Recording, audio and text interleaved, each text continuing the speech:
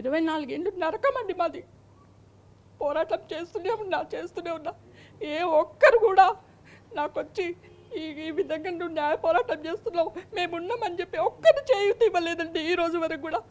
ఏ ప్రభుత్వాలు, ఏ రాజకీయ నాయకులు ఎవ్వరు కూడా నా దగ్గరకు వచ్చి సాయం చేయలేదండి. ప్రజాప్రతినిధులు అంటారు. ప్రజాప్రతినిధులు అంటే ఏందండి? ప్రజలను ఆదుకోవడానికి వచ్చిన వాళ్ళు. మరి ఏదండి ప్రత్యక్ష కుటుంబాన్ని? సినిమా రంగం ఆదుకోలేదు, రాజకీయ రంగం ఆదుకోలేదు, ప్రభుత్వాలు ఆదుకోలేదు, సమాజం ఒక్కటే అయ్యో అంటుంది. అంతేగాని ఒక్కరు కూడా ఏమనుకోలేదండి. దీనికి సమాధానం చెప్పాల్సింది ప్రభుత్వాలు. ఎందుకు ప్రత్యూషను పక్కన పెట్టిండ్రు?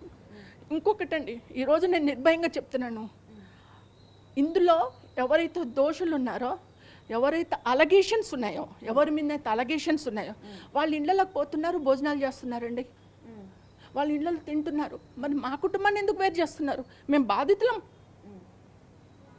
ప్రత్యూష బాధితురాలు, ప్రత్యూష కుటుంబ బాధితులు. మమ్మల్ని ఎందుకు ఆదుకోవట్లే? మమ్మల్ని ఎందుకు పక్కన పెడుతున్నారు? మేమేం పాపం చేసినాం? పాపం చేసిన వాళ్ళనేమో కలిసి ఉంటారు, పాపం చేసిన వాళ్ళతో కలిసి ఉంటారు, బాధితులతో కలిసి ఉండరా? బాధితులకు న్యాయం చేయరా? బాధితులను ఆదుకోరా? ఇదెక్కడి సమాజము, ఇదెక్కడి ప్రజాప్రతినిధులు, ఇదెక్కడి ప్రభుత్వాలండి?